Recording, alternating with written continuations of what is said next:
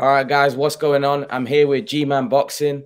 I'm pretty sure you guys are aware of Gman and his channel.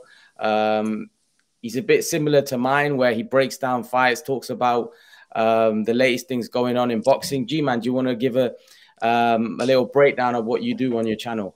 Yeah, of course. Thanks, Mil, for having me on, mate. No Glad to be on here. Glad to chat. Always happy to talk boxing. My channel, straightforward, just Gman Boxing. I do kind of try and do breaking news. So, like any kind of news in boxing, try and get that out. Similar to you, do breakdowns, post-fight reviews, review of cards. And recently what I started doing is boxing documentaries. So I think I started that with Fury White. I'm kind of inspired by Boxing Legends TV, but put my own kind of spin on it. I'm doing a series on boxing hype jobs. I actually have finished at least a script for the next episode, so that should go out next week. Once it's fully edited, it'll probably go out late next week. So yeah, we started doing that as well and doing documentaries for the big fights. So AJ Usyk, that'll definitely have a documentary to it as well. So that's kind of something I started doing. I actually quite enjoy doing that. It's stressful, but it's fun at the same time.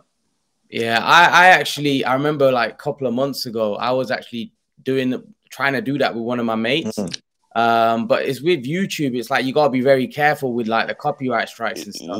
Yeah, we found that out the hard way. It's kind of, I think they give you, like, some platforms don't really care. Like the Zone, HBO are pretty good, to be fair. So are ESPN. Sky, depending on the event, they kind of do and they don't care. So some ones they're just like, okay, I don't care, and other ones are like, no, you can't use that.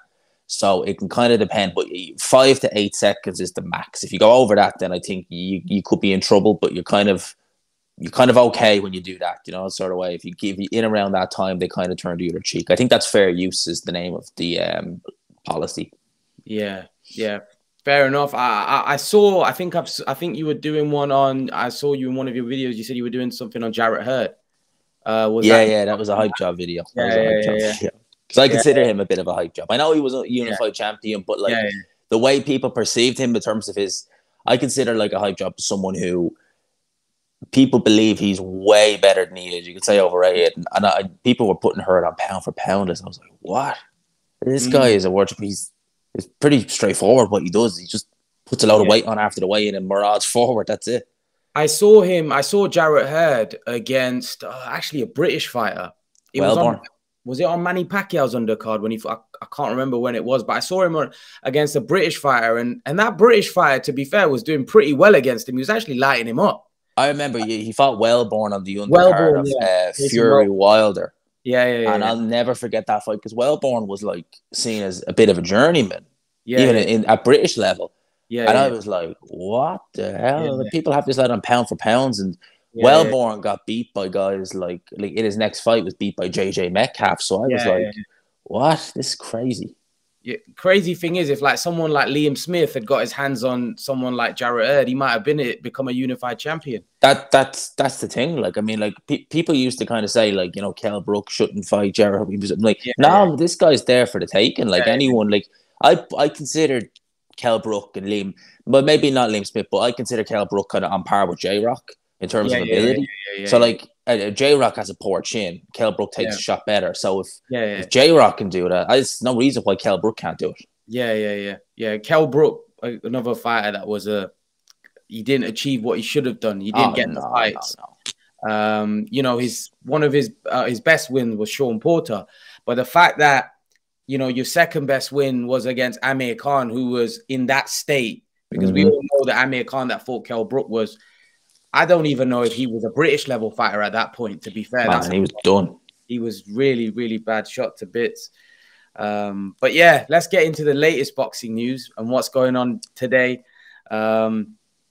Obviously, yesterday, we had a massive press conference.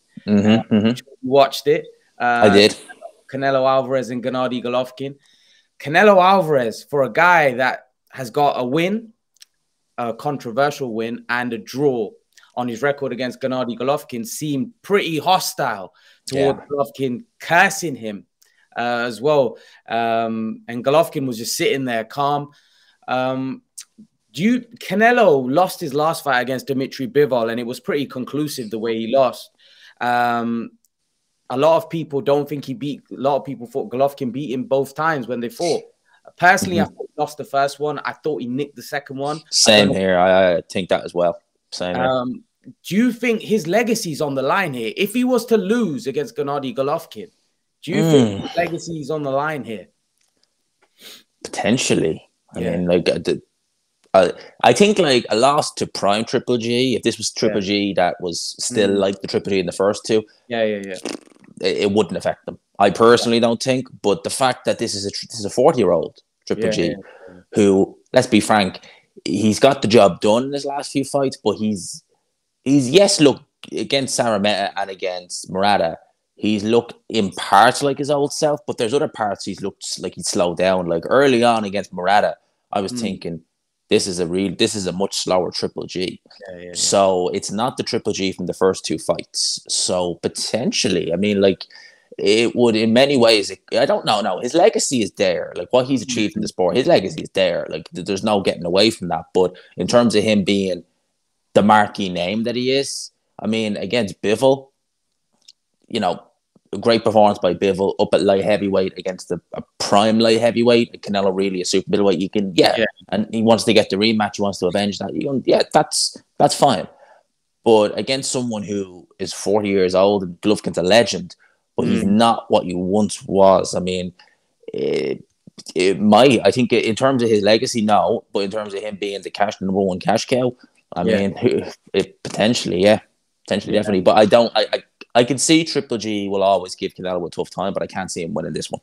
Yeah, to be fair, I kind of see it the same way as you, in the sense that I just don't see how Golovkin wins this one, especially on his last performance against Murata. Murata was really hitting him with a lot of shots. Yeah, he can't afford to. He needs to be on it from the first bell. He can't afford to kind of, you know, ease into a fight like he did against Murata, because with Canelo, if Canelo sees an opportunity to start fast, he will. And, you know, Canelo's not got the greatest stamina, but Murata, you can get away with starting a bit slow. You can't against Canelo. He'll light you up.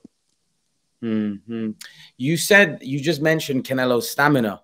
Obviously, a lot of people criticize Canelo's stamina, and he did look like he gassed a little bit against Bivol. That could be the weight.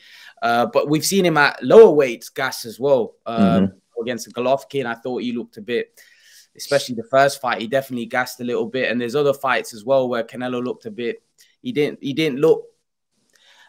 looked like he likes to have his moments and his spurts, but then he likes to rest. Do you think he's got a serious issue? He's always had questionable stamina. I know when he was in the lower weights, you got to imagine he would cutting as much weight as he was. So you kind of don't really tend to look at that and put it in a massive context, because how much weight he was cutting, you wouldn't expect him to have good stamina late on. The way I think that going up to light heavyweight, he's probably put on, because Canelo is a big, stocky type character anyway, you know, carrying that muscle around. But I suspect maybe part of it is putting on a bit too much excess muscle and spending a bit too much time worrying about how physically strong you are, as opposed to worrying, you know, I said it, like, running is for stamina, that's just key. You know, road work will sort that stamina problem out. There's no ifs or buts. Like the old school running, that will sort that issue out.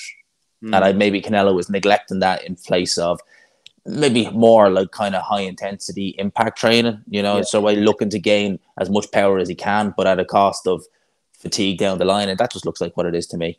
I think it could be something that's it's not as straightforward as that. As simple as do extra running and you'll be fine. But I think maybe focus on the cardio end more so than just being like a bull. Canelo has confirmed that he's going to be fighting Bivol after Golovkin. Yeah, he said, I'm going to chase that fight. He's kind of confirmed that. What chances do you give him against Bivol in the rematch? You know, Canelo is a tremendous fighter, and I think you write him off at your peril, because you don't do what he's done without being a tremendous fighter. I think with Bivol, you could see it from the years. He was always going to have a style issue against Bivol. I didn't want who said that he was going to win this fight easy. They were just talking out their arse. He was never going to win it easy or at all. He needs to change up his game plan, definitely. I think that he can win it, of course. And I mean legitimately. I don't mean controversially. I mean, there is way he can do it, but I think he's going to need to really reassess his game. he might need to try some things. I know it's going to sound a bit weird about Golovkin, but if he can get opportunities to try out a few things, that may work on Bivol against Golovkin, maybe. I know he's different stylistically, but like no harm in seeing how it looks in a live fight. And I definitely think there is ways he could do it. I think that maybe trying to like get Bivol to come to him as opposed to hunting him down, because Bivol, whenever Canelo would hunt him down, Bivol, his footwork was tremendous. He was able to actually turn Canelo. When do you ever see that? Maybe Canelo should go back to kind of almost the back foot kind of fighter, trying to like I'm going to play this game and you're going to come at me. I'm going to try and make you come at me. And that's when Canelo's at his best. We've seen that when someone comes at Canelo, he's happy. And he can set his own pace when that happens. When he's chasing, especially when it's not working, you saw that with Canelo. It was kind of like, oh, nothing I'm doing is working, right, change it up. And by then it was too late. And he clearly lost the Bivol fight, but the first time. But there's definitely ways he can win the rematch. I wouldn't be picking him just based upon that performance. But you never know. You never know. You could have Canelo on fire with the zone. I mean, like the zone may really, especially if AJ loses, the zone might be like under no circumstances he'd lose that fight. I see where you're going with that. The 175-pound division, obviously, there's two guys that leap and shoulders are better than everybody else. Beterbiev and Bivol. Beterbiev, we just saw him absolutely destroy Joe Smith. I expected Beterbiev to beat Smith. Same. But the way he battered him, he just took him out. Like he just battered him like he didn't even belong there in him. What did you make of that fight? I thought Joe Smith fought a dumb fight. It's as simple as that. I thought that he'd lose. I thought he'd lose late, but I thought that he would at least have some regard for his own defense. Joe Smith is big. He can box a bit, and that maybe he would look to maybe take some of the steam out of Beterbiev and maybe try and force it on him late. But he just went in there and tried to just outman him. But with like Beterbiev can box. He's a good counter puncher. We forget that. And it was just kamikaze is the best way I describe that. It was just, it's not a reflection on Joe Smith as a fighter. He's not a bad fighter, certainly not. And he could argue he's top 3 still. It's just the fact he just fought a really, really dumb fight. Yeah, I'd have to agree. I think he was effectively on a suicide mission against one of the biggest punchers the biggest puncher in the division, and also a very skilled fighter. Beterbiev doesn't get the credit for the fact that he's a very skilled fighter, a guy with over 300 plus amateur fights. He's beat Uysk as an amateur. I think he's 2-1 with Uysk, if I'm not mistaken, as an amateur. He's definitely fought him I'm not sure about the loss. I know he's fought him a few times, but bear in mind, this is a guy who knocked out Yornier Dorticos as an amateur, a heavyweight. So that's a cruiserweight champion, the KO doctor. Beterbiev has a, I think it was a first round knockout win over him in the amateurs. So bear that in mind. He's knocking out cruiserweight champions as an amateur. This guy ain't joking. He ain't. In terms of if he fights Bivol, that is what we want to see. The next fight is Beterbiev Yard. I want to get your thoughts on that, which a lot of people think is a waste of time. I saw your video where your thumbnail said what do you make of the Yard fight? I mean, mate, where do you even start with that? Like Yard, I admire the fact that he's willing to go in there with them guys. It takes guts, and for someone with no amateur fights, really 10 amateur fights, it shows he's got a lot of mental strength. But boy, he is going to get ironed out in there. I think that he'll have some success early on, but I think that, you've interviewed obviously Jamie from Punch Perfect, and me and him chatted about this on Thursday, and there's talk about Buatsi versus Bivol. Right about the same time as Yard versus Beterbiev, and I actually said I give Yard a better chance to win than I do Buatsi. But I think with Yard, he'll lose more devastatingly, if you know what I mean.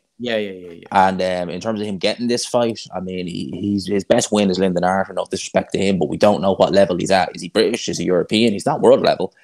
And he keeps getting these mandatory shots. He's done nothing to deserve them. And he's 31 years old now. I've not seen any improvements over the last few years. I think he needs a lot to change up because he's a talented fighter. He is talented. And I think he's stagnated over the last 3 years. I've nothing against Tunde Ajayi. I think for what he's been able to do with Yard so far is brilliant. It's a testament to him. But I just don't feel he's capable of bringing him on another level. I think he's plateaued with him. And I think Yard would be well advised before it's too late. Because, like I said, he's going on 32, I think, or 31, or maybe, no, 31 he's going on, to change it up and work with a new trainer and try and progress yourself as a fighter before going into these world title shots, potentially getting knocked out again. For me, Yard and Boatsi was the Olympian. Yard is almost the biggest star in terms of commercially. He has he's more of a star. Boatsi, actually, Eddie Hearn made an offer to Anthony Yard, Frank Warren, and they kind of turned it down. They said, we've got a fight with a Beterbiev. Wouldn't it be better if them two fight and Arthur Beterbiev and Bivol fight, which is the fight that I think most boxers in the world want to see? Do you think it would be better if actually they play out that way? I think it'd be better the whole way around. I mean, you know, it's a big payday for both guys. And personally, I go back and forth in my head so often about Boatsi Yard, who I think would win.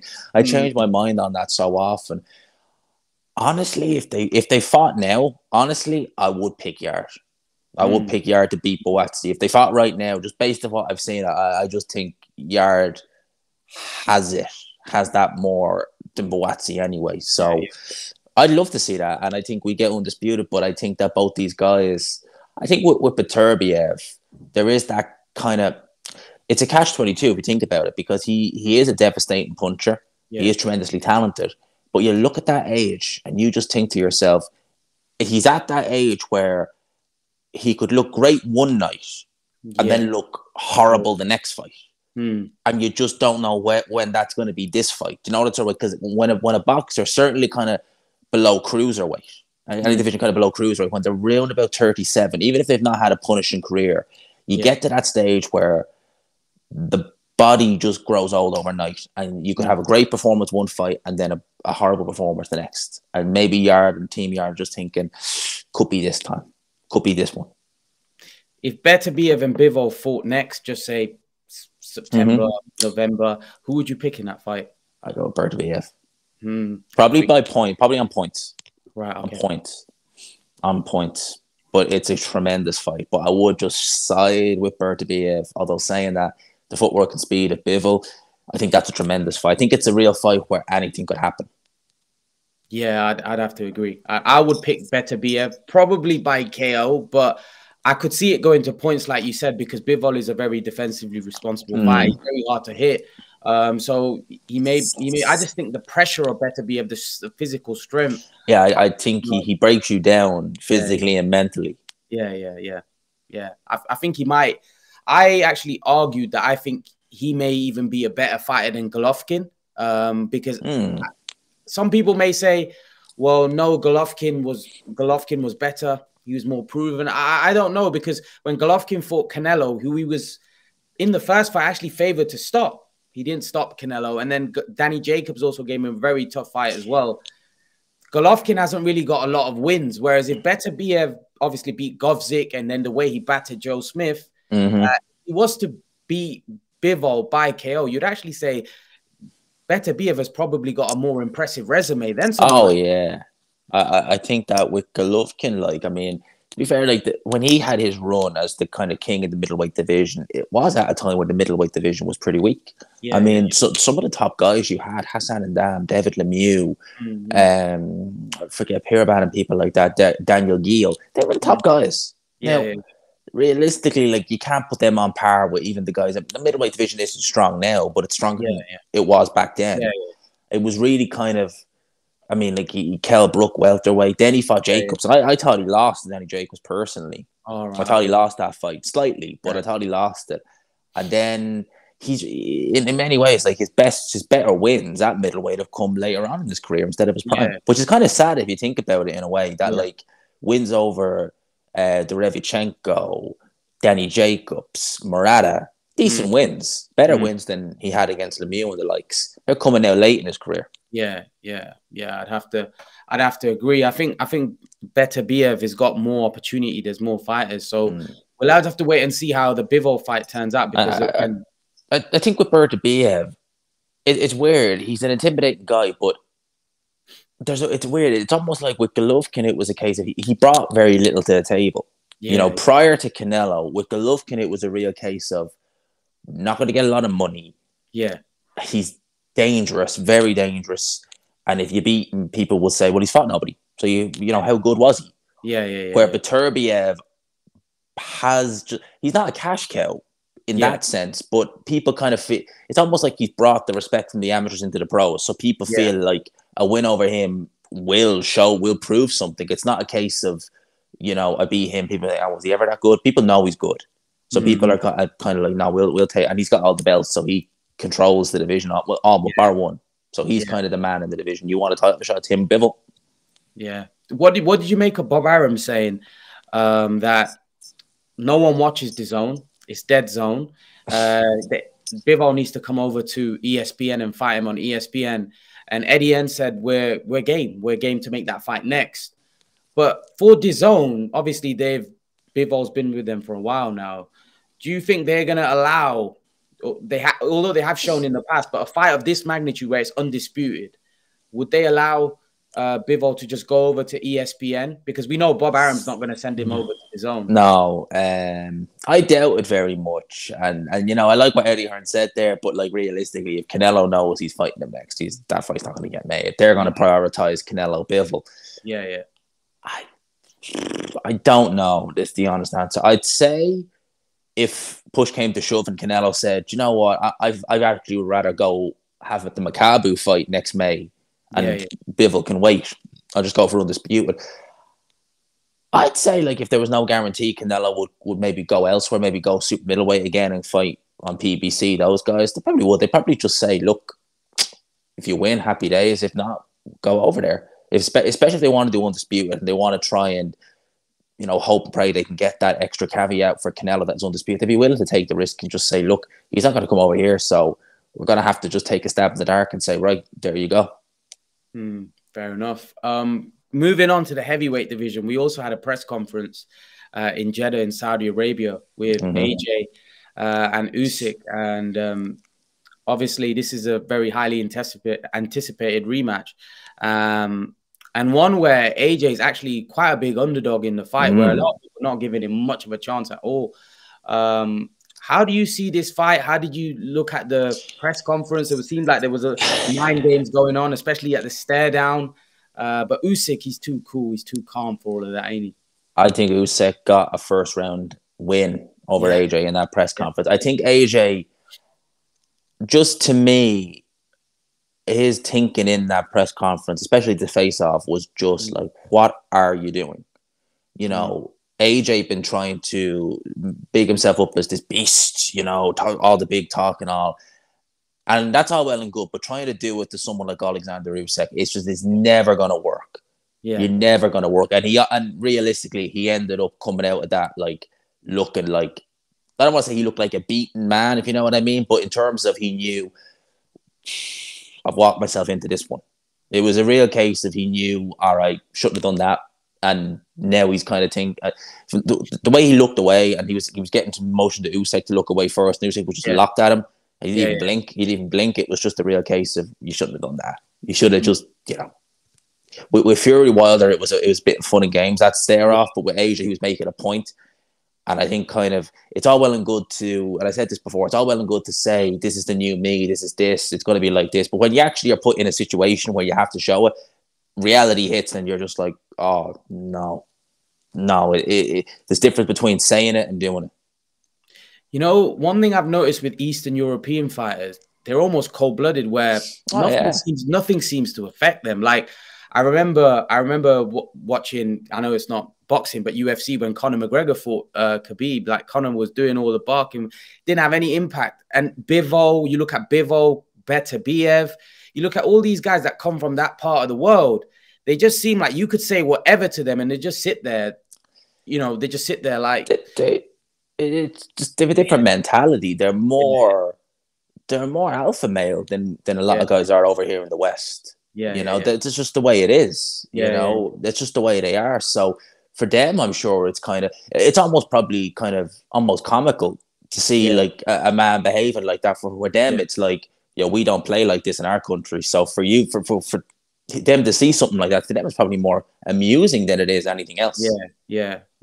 I think personally, I think Usyk is just unbelievable. His mentality is incredible.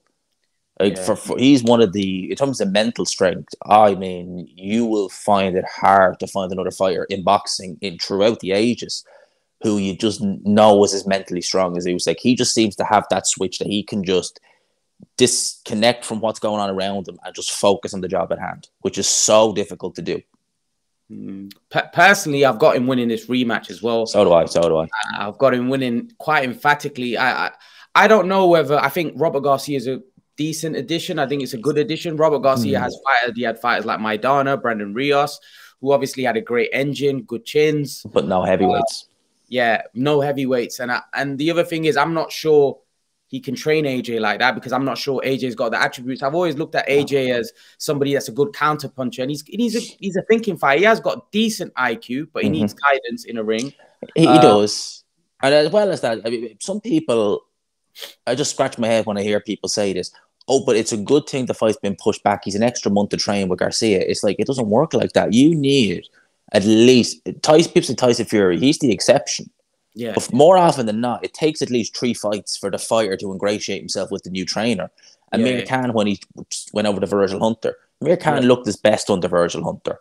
But look at the early fights against Molina and the guy who dropped him. I can't remember his name. Julio Diaz. Julio Diaz, thank you. And he looked terrible. And you could say he should never have left Freddie Roach. And then it clicked.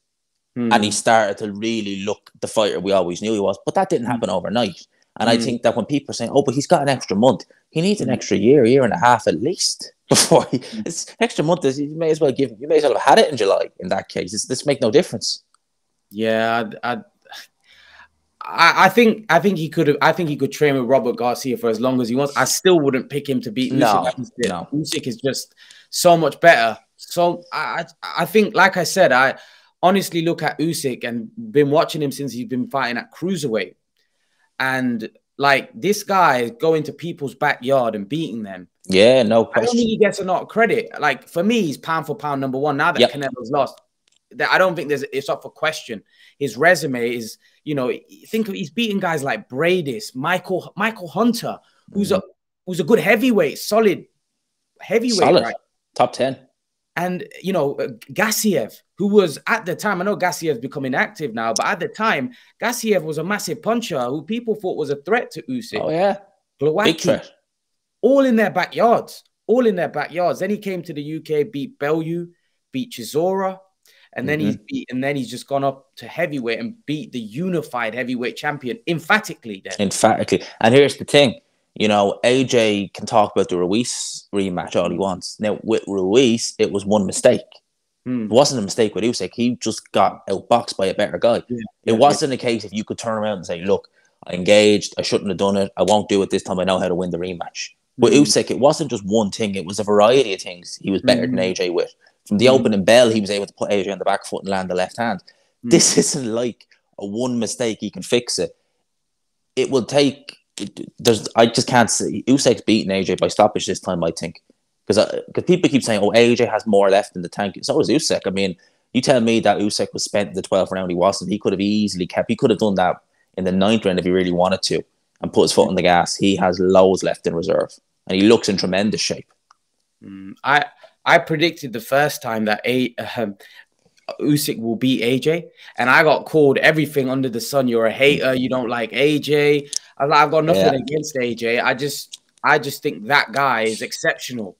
I picked AJ to win the first time round by a controversial decision because I just thought homecoming, first fight in maybe more, nearly 4 years. Was something similar, 3 years. Yeah. And I thought they won't.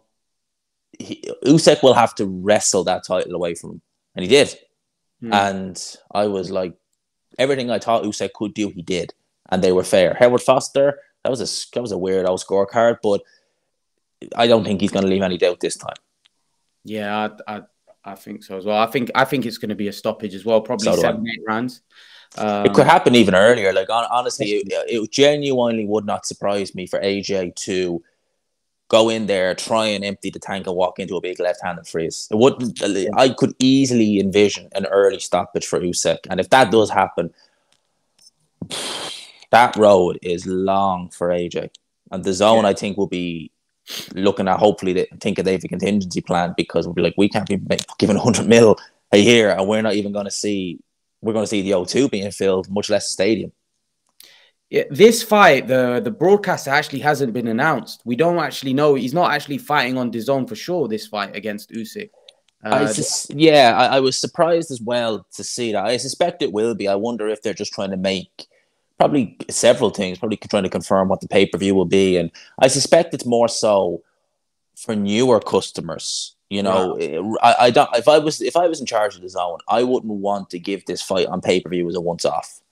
I would want to at least give it a decent price to new subscribers and have the caveat of you get it, but you get 3 months subscription free. Yeah. And then maybe hopefully then they'll start paying it, so to boost the base of subscribers for the long term rather than a once off. And maybe looking to do a deal for people like me and you who've been subscribed to DAZN. Like, I've been subscribed since day one. Yeah. And like, obviously I don't like the fact they're going down pay-per-view, but obviously you'd think if they would look after like the long-term subscribers, maybe do what Frank Warren did at Box Nation and say, right, Canelo Golovkin, when they had that on pay-per-view to everyone except long-term subscribers, they could have it for free. Yeah. To be fair, I've been subscribed to DAZN from the get-go. I think it's really. I think it's brilliant. I think it's absolutely. People say, like, you know, oh, do you want it to fail? Of course not. I want it to succeed. I love the idea of DAZN. Yeah, the more boxing, the better, to be fair. Exactly. I don't care who. And the more platforms for boxing, the better as well. Yeah, exactly. I don't really care on what platform I watch it. Like, I watch Sky Sports. There's Sky Sports Boxing on tonight. And then there's, you know, DAZN, there's BT. I watch it. To be honest, it doesn't really bother me. I do like Sky's production and stuff. I know some people don't like the commentary. I do like the way they do it. You don't like the Sky. I think DAZN is the worst, personally, but Sky is a close second. Yeah. So yeah, to be honest, the more boxing, the more platforms, the better for boxing, really more better for us fans, because when there's no competition, prices are just going to rise, and there's going to be a monopoly, which we don't really want as well. And if you think about it as well, the more broadcasters we have, the more we see newer fighters coming through. Yeah. It gives newer fighters a platform where we can actually gauge them, because there's probably so many good fighters on these small hall shows we never see. Yeah, exactly. Yeah, I totally agree. Totally agree. Moving down to the lightweight division, I wanted to know your take. Obviously, Devin Haney's just become undisputed champion in a fight which was it wasn't the best. Very dull. Yeah, it never caught fire. No, didn't need to. Devin knew what he needed to do. Yeah. And now we've got to see another rematch, which is something that we want to see. Look, I know. And for me, it's kind of like, I don't want to see it again, but I 100% understand why it's happening, because it just makes so much sense financially for Kambosos. It's a fight that he didn't take a beating at all. He was just outboxed. So for him, it's not like he's got demons to think of, oh, he hits so hard, he does this. It's a real case of he just outboxed him. That's it. And for him, he could probably think, okay, I'll do it different. He's going to be in Australia again. Yeah. So in reality, why wouldn't you? You know, I mean, like, Kambosos, it's a case of if he doesn't take the rematch, well, where is he going to see money like that?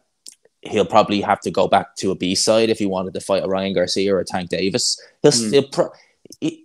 He won't necessarily be the B-side in this fight. It is in his backyard. He won't be the A-side he was in the first fight, but he's not going to be a complete away fighter, if you know what I mean. He'll still have a good bit of sway. So in reality, why wouldn't you? I mean, I don't know what the purses will be, but it's probably more than he'd get for fighting most of the other top guys.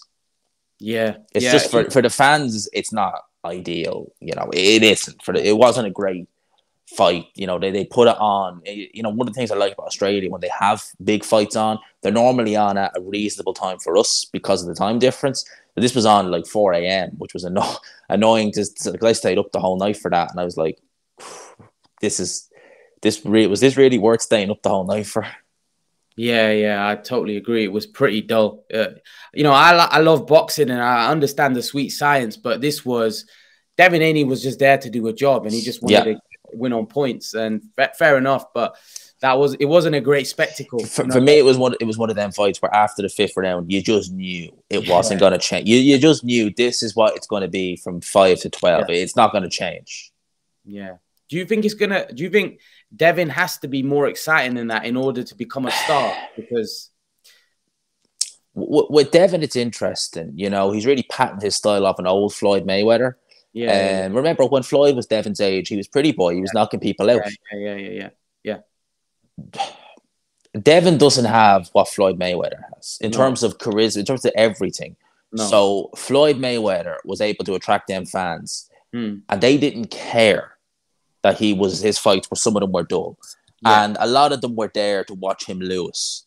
Yeah, so they would gladly sit through a 12-round snooze fed in the hope a punch lands or something happens. Yeah. Devin doesn't have that. No. He doesn't have that. He doesn't have that following. He's not the most charismatic guy you'd ever met. No. And I think that at some point, I mean, like, example, if that fight was in Australia, if that was in the US, they would have booed. They would have been booing. And that is just not a good look when you're a fighter if people are booing at your fights. Yeah, I think that's what a lot of people forget about Floyd Mayweather. That early on in Floyd's career, Floyd was a monster. He was he was a devastating combination puncher. He used to throw punches in bunches. At 130, he could punch. He could punch with the best of them at 130. And he even used to get caught with a lot of shots. I remember watching a fight against DeMarcus Corley. And Corley caught him with a massive left hook, huge left hook. And Floyd had a good chin as well. He did. He always did. Yeah, very good chin. So that's what people forget about Floyd. I think because of his later career and the fact that he had fought so many big names, like your, like your Mosleys, your De La Hoyas, and the big names, the Pacquiaos and the Cottos. And I think people forget that the fights that he had early on in his career was actually very exciting to watch. Oh, yeah. A young Floyd Mayweather, he was exciting as hell. Really was. And Devin just doesn't have that. And Devin is just a case of win. Wherever. I know he went through a stage where he was trying to get guys out. I think he's kind of probably accepted himself that he doesn't have that power. It's just not there. No matter how much I think he knows from his last 2 fights prior to Campos that if I do this, I got a chance of getting knocked out. Yeah. Linares, I mean, you do that against Tank Davis. He could outbox Tank Davis. We know what Tank Davis is like, one punch. And I'm sure Devin looking at that will think, I can't afford to do that and walk into a big shot from someone like a Tank Davis who was ever fighting him. I got to do what I'm good at, which is defense and boxing. But the problem is, as I said, if you're in the US and you're headlining and fans are booing, that's not a good look for the fighter. And I think subconsciously the fighters know that, and they're like, oh, I can't have this. Out of that trio, out of those guys, Ryan Garcia, Lomachenko, Devin Haney, let's add Shakur Stevenson if he moves up to 135. Who do you see coming out on top if they were all to fight each other? Right now, at this moment in time, Lomachenko definitely. He still has it. He still has plenty. If you're talking about in a year, 18 months, Shakur. I think he is tremendous. He is absolutely fantastic. Yeah. He's a phenomenal talent. He is just tremendous. Honestly, he is absolutely amazing. What he did to Valdez, he made Valdez look like he's going in there with Conceição now. A guy who beat Valdez, just didn't get the nod. Yeah, I thought we beat Valdez as well. And let's not forget the stuff that happened before that fight as well, which the WBC allowed.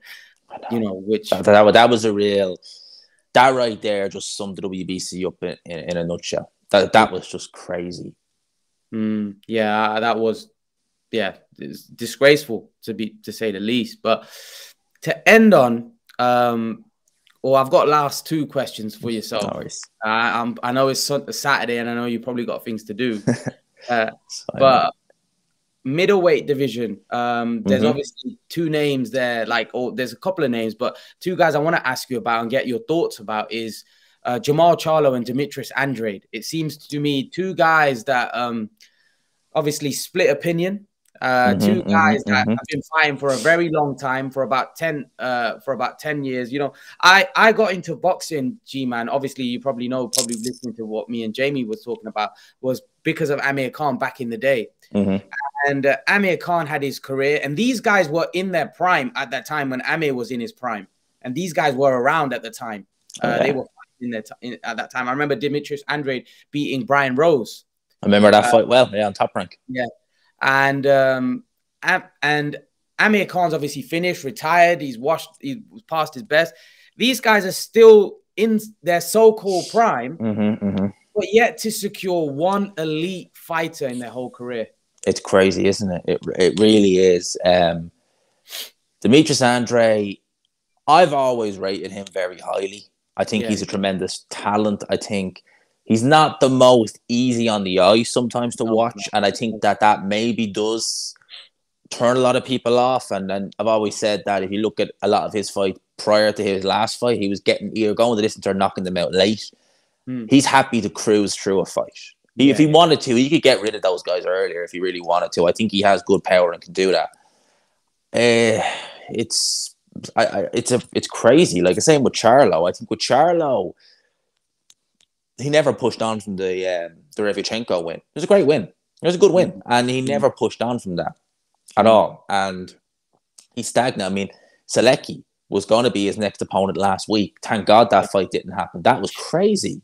With Demetrius Andrade, I don't know where he is. I wonder will Boxer sign him, because there's talk of them signing someone next week. Eubank Jr. needs an opponent, and I wonder. I'm just putting two and two together. You never know what might come out. But it's unbelievable. It's crazy. You know, I mean, Demetrius Andrade since 2015 was calling for Triple G. I've been, you know, Billy Joe has even got a big fight, and Demetrius Andrade hasn't. And obviously, like that fight, had it happened, I would have picked Demetrius Andrade to win. And not only would that have been his breakout performance, I think that genuinely would have led to Canelo fights. It definitely would have. I think with Demetrius Andrade, I think it's a mixture of things. It's a mixture of bad luck and poor decisions. Yeah. With Charlo, I really don't know. You know, for me, it's like it's the PBC thing. You know, the fights are there, but whether it's Charlo or whether it's Al Heyman, it's like, unless it's in-house, we don't want to know. Yeah, I think Jamal is avoiding Demetrius.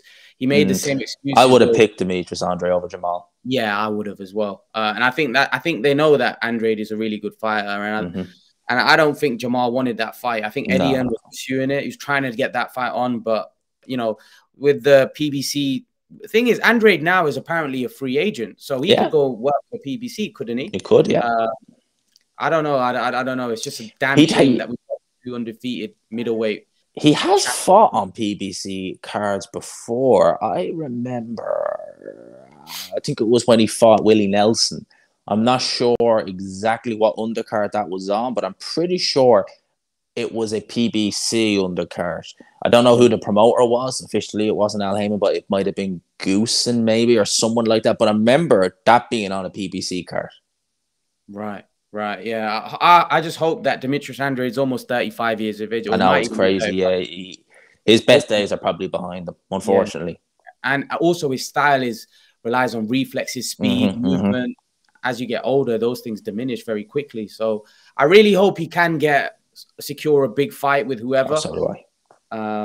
But yeah, I'm not sure it'll ever happen. As I said, I think the Billy Joe fight would have been his breakout moment, and I don't know if it would have been entertaining per se, but I would have picked him to beat Billy Joe, and I think that had that fight happened, then we'd be having a very different conversation right now about Demetrius Andrade. Yeah, possibly. Sometimes, you know, luck. It's not on your side, and with Andrade, he's had a lot of bad luck, and he's probably been avoided a little bit as well. To be fair, oh no, Dale, I do think that there is an element of that. Like, you know, at one stage he was a who needs you. Well, it probably still is. He is a who needs you fighter. I mean, he's very difficult to fight. That style is a nightmare for anyone, and he wasn't a big name. You know, us the hardcores knew him, but the average casual didn't. So for him, it was a real case of like, why would you kind of fight? You're not going to get much for beating them. And if you lose to him, I mean, you got beat by that guy. Who the hell is he? I'm going to end on Tyson Fury, Mr. Fury.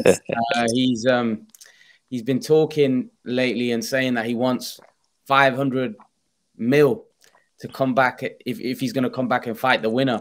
I don't understand what to make of Tyson Fury of late. He's been saying a lot of crazy things. I don't know whether it's the fact that I don't think he fancies to fight Usyk. I think we as fans are probably at fault as well, because we've already crowned him the best of this era. A lot of fans have crowned him the best of this era. So he's thinking, I don't need to take that risk and potentially embarrass myself against Usyk. So I'll just sit on the side. I'm the king. And probably wait to see what happens with AJ and Usyk. If AJ does beat Usyk, then definitely he will jump at that. Yeah. With Fury, I think it's two things. I think he genuinely sees danger in Usyk, perceived danger in Usyk. But at the same time, he probably wouldn't get up for that fight like he would an AJ fight. So for Fury, it's probably a case of, he's never going to get $500 million. Be realistic. Like, it's never going to happen.